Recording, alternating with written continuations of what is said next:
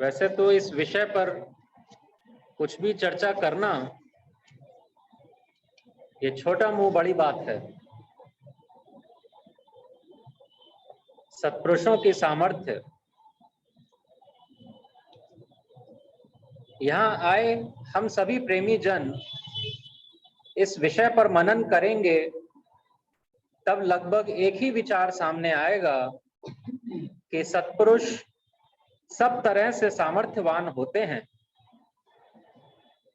ऐसा विचार करके ही बहुत से लोग सत्संग में आते हैं कि और कहीं हो ना हो, यहाँ आकर मेरी मनोकामना जरूर पूरी हो जाएगी। सांसारिक व्यक्ति के हिसाब से इस जगह पर आकर यदि उसकी मनोकामना पूर्ण हो जाए तो ये जगह ठीक है, अन्यथा नहीं। परंतु हम सभी बड़े भाग्यशाली हैं जो हमें ऐसे पूर्ण संत का आसरा मिला है जिन्होंने इस संशय को भी दूर कर दिया है। कर्म चक्र व प्रारब्ध चक्र का ज्ञान देकर पूरे जीवन का सार समझा दिया है कि जब जो होना है वो होके रहेगा, व जब जो नहीं होना है वह निश्चित नहीं होगा। समस्त संसार प्रारब्धवश चल रहा है। ऐसा विचार रखने से निडरता आती है। हमें सिर्फ फर्ज वाली जिंदगी मर्यादा में रहते हुए जीना बताया गया है। सत्पुरुष अपने आप में पूर्ण सामर्थ्यवान होते हैं, लेकिन वह स्वयं पूर्ण ईश्वर विश्वासी होते हैं और ईश्वर मर्जी में हस्तक्षेप नहीं करते। इस बात को समझने के लिए एक प्रश्न उत्तर महाराज जी से रखा गया। प्रश्न करा कि महाराज जी, धार्मिक पुस्तकों में जो योग से संबंध रखती हैं, पढ़ा है कि योगी राज अपना दुख निवारण कर सकते हैं, आप क्यों ऐसा नहीं करते? हम सभी को पता है महाराज जी के पेट में, कान में बड़ी तकलीफ रहा करती थी। तो उस संदर्भ में प्रेमी ने सवाल कर दिया कि आप अपना दुख निवारण क्यों नहीं करते? समस्त प्रकार से सामर्थ्यवान होते हुए भी आप अपने शरीर का कष्ट क्यों नहीं दूर करते? अब इसका उत्तर देखिए क्या कहते हैं। कह रहे हैं कि महापुरुष प्रकृति के किसी काम में दखल नहीं देते। यद्यपि वे सब कुछ कर सकते हैं, लेकिन ईश्वर इच्छा में संतुष्ट रहते हैं। मन की स्थिति देखिए सत्पुरुषों की और हमारी। उनके शरीर में पीड़ा है, कष्ट है, समस्त सामर्थ्यवान होते हुए भी उसको चाहे तो उस पीड़ा को, कष्ट को दूर कर सकते हैं। परंतु जीवन में जो कुछ भी घटित हो रहा है, चाहे शरीर पर चाहे परिस्थितिवश, उसको ईश्वर हुक्म में देखने की इतनी आदत पड़ गई है कि हर वक्त ईश्वर की रजा में राजी रहना है कि अपने शरीर पर आए हुए कष्ट भी ईश्वर के हुक्म में देख रहे हैं। और हमारी क्या स्थिति है? शरीर के कष्ट छोड़िए, परिवार में, समाज में हमें जो भी कष्ट अपने जीवन में नजर आ रहे हैं, उनको हम एज इट इज एक्सेप्ट नहीं करते, उनको हम बदलने की पूरी चेष्टा करते हैं। सत्पुरुष हमें जीवन जीने का रास्ता दिखला रहे हैं। कभी कभी बहुत करुणावश हमारे कष्ट सत्पुरुष हर लेते हैं, परंतु हमें यह याद रखना चाहिए कि कर्म हुआ है तो उसका फल भी तैयार हो चुका है, वह उसको भोगना भी होगा। जो कष्ट हमारे कर्मों द्वारा उत्पन्न हुआ है और हमें ही भोगना है, उसको दूर करने के लिए सत्पुरुष से विनती करते हैं। हो सकता है करुणावश उस कष्ट को वो हर लें, परंतु फिर यह कष्ट सत्पुरुष को भोगना पड़ेगा। हमें यह सोचना चाहिए कि हमारी गुरु के प्रति कैसी श्रद्धा है, हम क्या मांग रहे हैं उनसे। हमारे किए हुए कर्मों का जिसे को जो कष्ट मिलना है वो हमको स्वयं ही भोगना है। उसको हम ये चाह रहे हैं कि सत्पुरुष किसी प्रकार से दूर कर दें, कोई ना कोई तो भोगेगा ना उस कर्म को जो जिसका प्रतिफल तैयार हो चुका है। तो इसके बदले हमें कष्ट दूर करने के बजाय गुरु से दुख सहने की क्षमता बढ़ाने की मांग चाहिए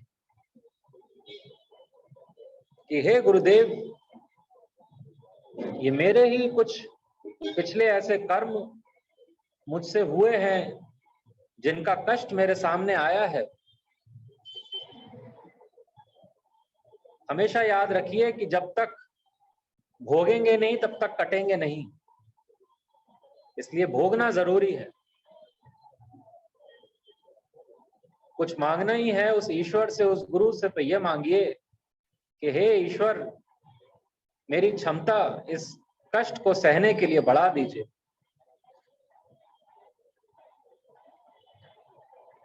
इस बात को समझने के लिए 126 एक प्रश्न महाराज जी के सामने रखा। प्रेमी कहते हैं, महाराज जी, आपकी शरण में आने से पहले मुझसे जो कुकृत्य हुए उनका क्या होगा? कहते हैं, प्रेमी जी, आपके पिछले कर्मों के तो ये जिम्मेदार हैं, लेकिन आगे से जिम्मेदारी तुम्हारी होगी। साफ साफ चेतावनी दे दी कि अभी तक तुमसे जो कुछ भी गलतियां हुई हैं वो जाने अनजाने तुम्हें बहुत सारी बातों का पता नहीं था, इसलिए तुमसे हो गया। उसकी जिम्मेदारी ये अपने ऊपर लेते हैं, परंतु अब जब तुम्हें सही समझ मिली है तो आगे का रास्ता तुम्हारे हिसाब से, उसका फल तुमको ही भोगना होगा। इसलिए जो सतमार्ग का राही है उसे कदम फूंक फूंक कर चलना चाहिए, क्योंकि जिसे ईश्वरीय ज्ञान प्राप्त हो और फिर भी गलतियां करे, उसे ज्यादा कड़ी सजा मिलती है। प्रश्न आ सकता है मन में कि सत्पुरुषों में सामर्थ्य कैसे होती है, इतनी सामर्थ्य होती कैसे है कि कोई भी कार्य सहजता से पूर्ण कर सकते हैं। इस बात को समझने के लिए संसार में किसी भी व्यक्ति व वस्तु को सामर्थ्यवान देखें तो किसी न किसी विशेषताओं की पूर्णता दिखाई देती है। तभी ऐसा व्यक्ति या वस्तु किसी कार्य को कर पाने में सफल हो पाते हैं। माने कि सामर्थ्यवान होने के लिए विशेषताओं का होना अनिवार्य है। उदाहरण के तौर पर समाज में हमें डॉक्टर्स दिखाई देते हैं, इंजीनियर, आर्किटेक्ट, इन सब में कोई एक एक विशेषता है जिसकी वजह से ये अपने अपने क्षेत्र में सामर्थ्यवान है। ये सब अपने अपने क्षेत्र में विशेषताओं को धारण किए हुए सिर्फ अपने अपने क्षेत्र में पूर्ण सामर्थ्यवान है। एक डॉक्टर वकील का काम नहीं कर सकता, वकील आर्किटेक्ट का काम नहीं कर सकता। मालिक ने अपना ही काम कराने के लिए सबको ड्यूटी दे रखी है, सब अपना अपना फर्ज निभा रहे हैं। जितने भी सत्पुरुष हुए, इन सभी ने गहरी खोज करके पूर्ण सामर्थ्यवान उस ईश्वर की तलाश की। वह जो गुण ईश्वर के हैं उन्हें अपने जीवन में अपनाने की कोशिश करते हुए एक दिन अपना मन निर्विकार अवस्था तक पहुंचा दिया। माने कि जो विकारी जीवन काम, क्रोध, लोभ, मोह व अहंकार से युक्त था, ईश्वरी मार्ग या विशेषताएं सादगी, सत्य, सेवा, सत्संग व सत्सिमरण पर चलकर दिखाया व हम सभी को वही प्रेरणा दी। माने हम सभी कहीं ना कहीं विकारों से भरे हुआ है हमारा मन। उन विकारों को दूर करने के लिए ईश्वरीय गुण हमें अपने जीवन में लाने ही होंगे, जो कि महाराज जी के बताए हुए 5 नियमों को जब हम धारण करेंगे, तब धीरे धीरे हमारे मन में विकारों की कमी होती जाएगी और हम भी धीरे धीरे हर प्रकार से सामर्थ्यवान होते जाएंगे। जो व्यक्ति भी सतमार्ग पर गंभीरता से चलना शुरू कर देता है, कभी कभी उसकी निगाह अपने विकारों पर जाती है तो बहुत गिलानी महसूस करता है कि कैसे यह भव सागर पार हो सकेगा। कहते हैं कि हमें अपने विकारों के विषय में बहुत नहीं सोचना चाहिए, अपितु जिस प्रकार मधुमक्खी शहद को इकट्ठा करने में व्यस्त रहती है, उसी प्रकार हमें नेक गुणों को ज्यादा से ज्यादा अपने अंदर बसाने की कोशिश करते रहना चाहिए।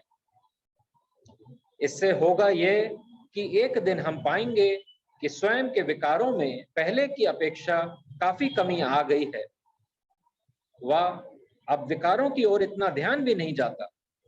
हमारी समस्या यह है कि जब हम सतमार्ग पर चलते हैं तो हर व्यक्ति में, हर जीव में कोई ना कोई विकार प्रबल होता ही है, यह हमको बताया गया है। और जब हम सतमार्ग पर चलते हैं तब वो हमारे विकार हमें तंग करते हैं, तो मन में एक अजीब सी ग्लानि, एक अजीब सा पश्चाताप पैदा होता है कि कहाँ तो इतना धर्म के मार्ग पर चल रहे हैं और कहाँ मन में ऐसे ऐसे विचार भी उठ रहे हैं जो नहीं उठने चाहिए। तो कभी कभी हम अपने विकारों को पकड़कर बैठ जाते हैं कि ये दूर क्यों नहीं होते, और हम उनसे दुखी भी हो जाते हैं। तो उसके लिए हमें बताया है कि जिस प्रकार मधुमक्खी शहद इकट्ठा करने में व्यस्त है, उस प्रकार आप अपने विकारों के विषय में इतना ना सोच के नेक कर्मों को अपने जीवन में इकट्ठा करते जाइए। जितना भी हो सके सेवा, सिमरन, ये सब जब हम करेंगे तो अपने आप हम पाएंगे कि विकार हमसे धीरे धीरे दूर हो रहे हैं और उनका ख्याल भी नहीं आता। जिस प्रकार एक बहुत गंदा कमरा एक बार में साफ नहीं किया जा सकता, इसी प्रकार से हमारा मन हो चुका है। इसलिए नाम सिमरन महामंत्र का उच्चारण पर जोर दिया गया है। जब भी मंत्र का उच्चारण करेंगे कुछ ना कुछ सफाई जरूर होगी। जिस किसी पूर्ण संत के विषय में हमने जाना है या सुना है, सबसे पहले हमारा जुड़ाव उनके सामर्थ्यवान होने के कारण ही हुआ है, क्योंकि उनके द्वारा जी हुई जीवन शैली अद्भुत होती है, वह हमारी बुद्धि से परे होती है। जब हम ऐसी जीवन शैली देखते हैं तब नतमस्तक होते हैं। उदाहरण के तौर पर हम सबके सामने भगवान श्री कृष्ण की जीवन शैली है, श्री राम की जीवन शैली है, व महात्मा मंगत राम जी की जीवन शैली हम सबके सामने है। जिन्होंने अब तक जीवन गाथा भाग 1 व भाग 2 नहीं पढ़ी है, कृपया उसे पढ़ें जरूर। तब पता चलेगा कि वो खुद कैसे चले व हमें क्या संदेश दे रहे हैं। ईसा मसीह ने बाइबल में लिखा है, वो लोग भाग्यशाली हैं जिन्होंने पूर्ण गुरु के साक्षात दर्शन करते हुए उनकी बातों को दिल में जगह दी। परंतु वह लोग जिन्होंने पूर्ण गुरु को देखा तो नहीं, परंतु उनके वचनों पर श्रद्धा रखते हुए अपना शीश दिया है, वो ज्यादा भाग्यशाली हैं। सामर्थ्य के विषय में ही सोचते हुए महाराज जी की सभा में एक प्रेमी सोच रहे थे कि महाराज जी ने आज तक कोई चमत्कार नहीं दिखाया। अब देखिए, महाराज जी ने बगैर उस प्रेमी से पूछे ये जान लिया कि वो क्या सोच रहे हैं।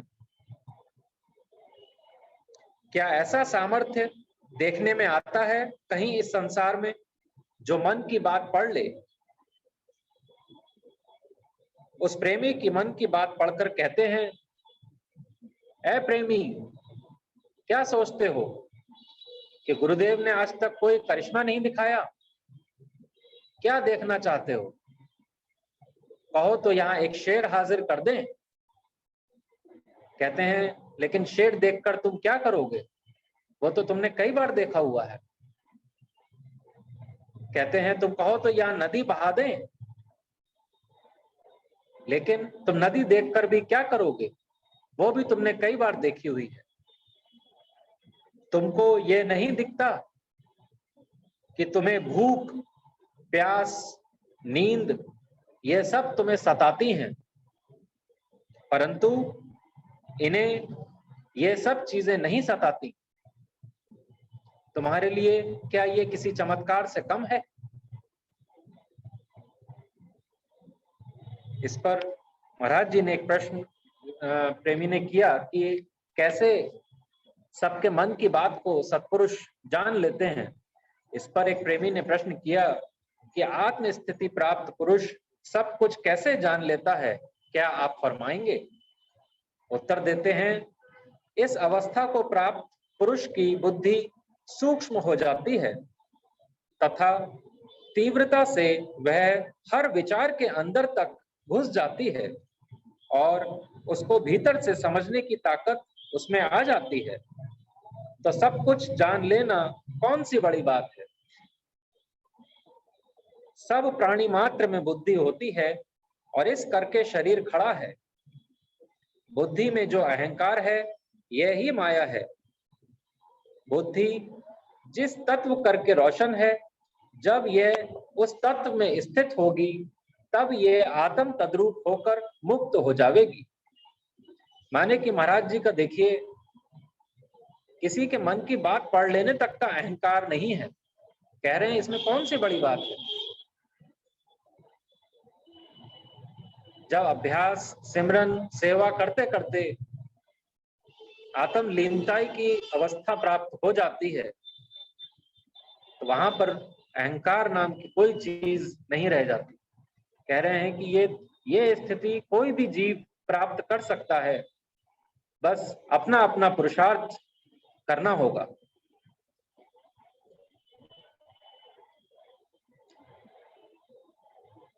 सामर्थ्यता के विषय में हम सबके समक्ष महाराज जी के जीवन के कुछ घटनाएं हम सबको पता है। तंदूर की घटना हम सबको पता है कि कैसे पैर में उन्होंने जलते हुए तंदूर में अपना पैर डाल दिया था और उनका बाल भी बांका नहीं हुआ था। तंदूर में पैर डालने वाली घटना, वो कोई चमत्कार दिखाना नहीं चाहते थे। वो सिर्फ अपनी बात को, चूंकि भक्त प्रहलाद की चर्चा चल रही थी,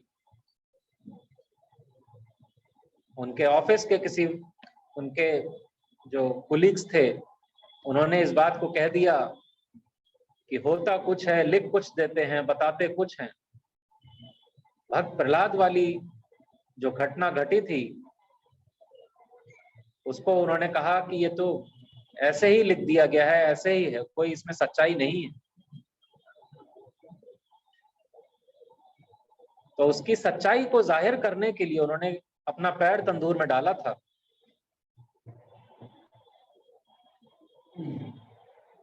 हालांकि इस घटना के बाद महाराज जी को खुद पर अफसोस भी हुआ था।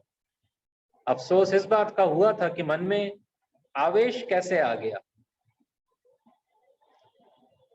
स्थिति देखिए कि इतना सा जो सच्चाई है उसको जाहिर करने के लिए आवेश आ गया है, तो उसके लिए भी मन में अफसोस है।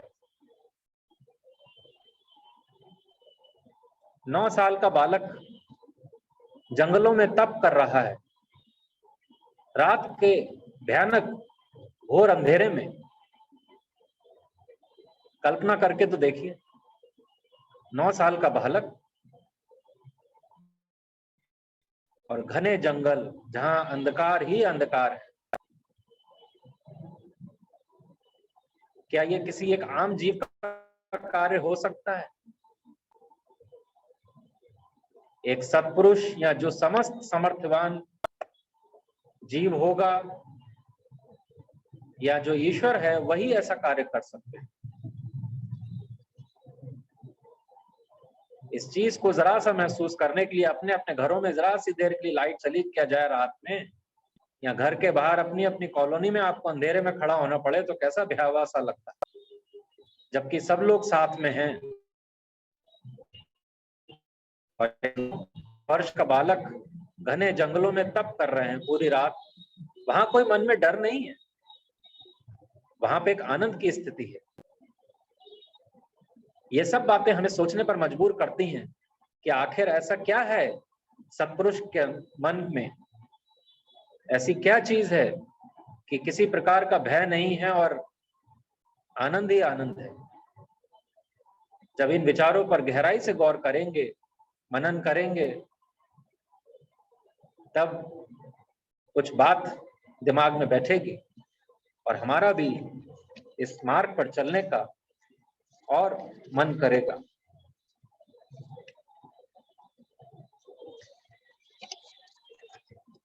प्रश्न उत्तर में एक महाराज जी से प्रश्न रखा,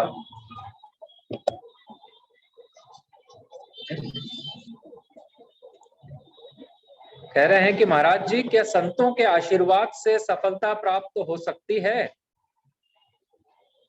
महाराज जी कहते हैं, ये आशीर्वाद लेने वाली बीमारी ने जीवों को पुरुषार्थहीन कर रखा है।